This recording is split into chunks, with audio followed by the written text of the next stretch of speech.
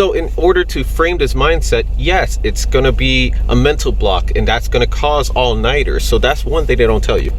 Burnout is a real thing, and it's the next thing that you're going to experience in nursing school. Hello, my name is Jeremy. I'm a paramedic and current nursing student, and welcome to The Real Truth. Like, comment, and subscribe, and hit the notification bell. We upload on Wednesdays and Sundays at 11 a.m. and let's get started. Here's what they don't tell you about nursing school. You're going to pull all-nighters. No-brainer, but it's not for the reasons you're thinking. It's because you got to figure out the whole time management aspect. You're getting swinged out, you're changing your mindset, you're getting a completely different aspect of learning. It's not black and white. You can get the right answers and still be wrong. It's all about critical thinking. So you have to restructure the way of thinking. That's the whole aspect of nursing school. They want to train you for if you're in a setting where like, hey, yeah, this person's having shortage of breath, and you're not trying to basically, I don't know, fix his toe. You need to know, hey, this guy needs to be set up. This guy needs oxygen. That's the critical mindset that they're trying to get you with. But in order to get that mindset in the first place, you have to be able to prioritize. And that's what a lot of people don't really get. Yes, it's nice to know the pathophysiology and all this other stuff that you're never going to use, but let's be real, we got to work in order to make this work. So to build that mindset, which the public educational system really screws us over on that, we have to rebuild your way of thinking. We have to go off of your priority thinking, your ability to be organized in a moment, your ability to stay calm during emergencies. All these are qualities that you're building up, that you're learning in nursing school. Now, you might not go into an emergency setting, but at the same time, you're learning the priorities of what you need to get on first so it doesn't get to the emergency setting. And to the nurses that watch this, that like works in a nursing home, the last thing you want to see is us. Because in a nursing home setting, if you see us to transport, that means something went wrong. And sometimes it's on your guys' level. Or should I say it's on my level too, because I'm going in that area, but I will be ICU or ER. So in order to frame this mindset, yes, it's going to be a mental block, and that's going to cause all-nighters. So that's one thing they don't tell you. Burnout is a real thing, and it's the next thing that you're going to experience in nursing school. At first you're going to have the nights where you're trying to figure out how you study. And some people are visual, some people are hands-on, some people are auditory. Obviously, I got an earpiece. I'm auditory. So use that to your advantage. I record lectures. I'm auditory. It works to my advantage.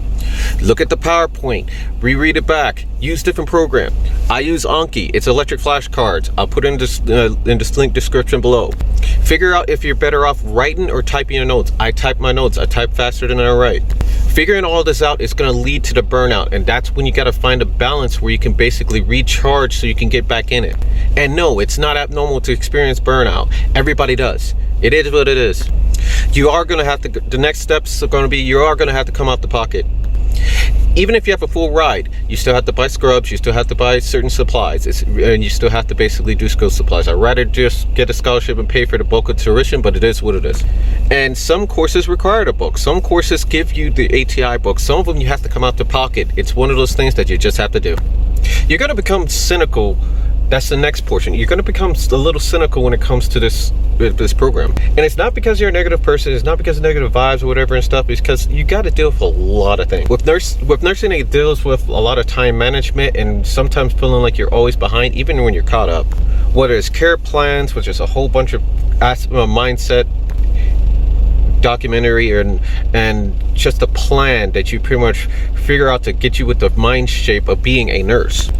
Do you use it out in the field? From every nurse that I'm perceptive with, no, you don't really use it, but it's a frame of mindset, so that it is a purpose.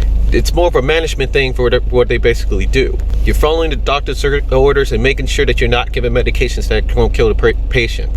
Even for when I'm basically saying it, I sound cynical, but it's gonna happen. It's natural. So like, it's just the nature of the beast. And there's times where it's gonna be, things are gonna go out of your control, where you're gonna need to speak to the charge nurse. You're gonna need to speak to your fellow nurse. You're gonna need that extra hand. That's where they're gonna teach you the importance of delegation, having someone else do a task so you don't feel overwhelmed. Everyone's going to struggle with it. I'm going to struggle with it, and I have experience as a paramedic, but it's a different industry, and it is what it is. And it's okay. Sometimes you got to take a breather. Sometimes you got to speak to the older nurse. Sometimes you got to speak to someone with experience. And it's okay to ask questions. New grads have a problem with asking questions, and I don't agree with it, and I'm going to be a new grad myself. Questions save you from killing somebody or making the wrong mistake or just basically feeling out of place. So especially if you are beginning it or you have any question of any type, ask them. It's nothing wrong with it. I just find it annoying when people think asking questions is a downfall.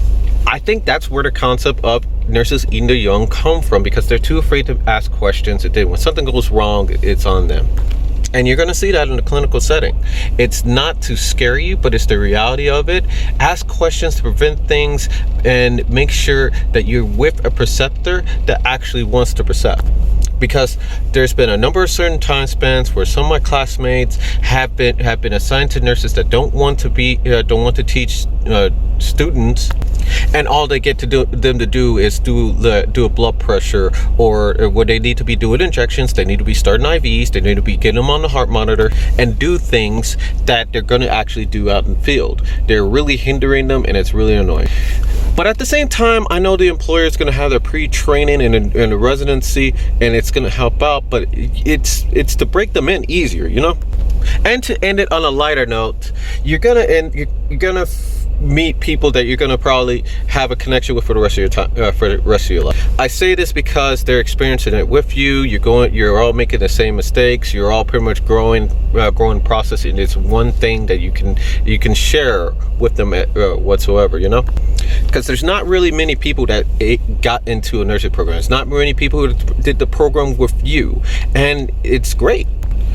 I had a great relationship with my cohort, and it really just depends on how you go about it. Some people think of it as a competition. I think of it as an aspect that we help each other out, and our cohort helps each other out. And that's how you get things done. If once you start nursing school, you have to basically connect with other people. You have to try to at least get like a few people that you click with to help each other out. Because you work in a setting where it involves working as a team. And you as that nurse, when you're over there, yes, you're with the patient more than anybody else. But when they start to go downhill, you're going to ask for help in the hospital setting, and they're going to come, and you're going to get the report. And then we're going to basically do everything we can to stabilize the situation. And back to a previous point that I was basically saying, you can only do this if you don't know, you ask questions, so you can give the report, so you can see what they were at, so you can basically do the check and see what their baseline was before they crash. As long as you do that, you're good. Like, if you know your vital signs, and then you let them know what happened, where their baseline was at, and where they're at right here, we can all figure it out. The problem only comes when you have a staff or the work environment that it goes against the mindset of, hey, yeah, letting them know that it's okay to ask questions.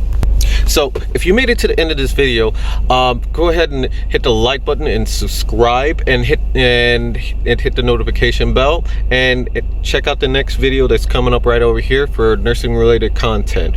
See you in the next video, and later.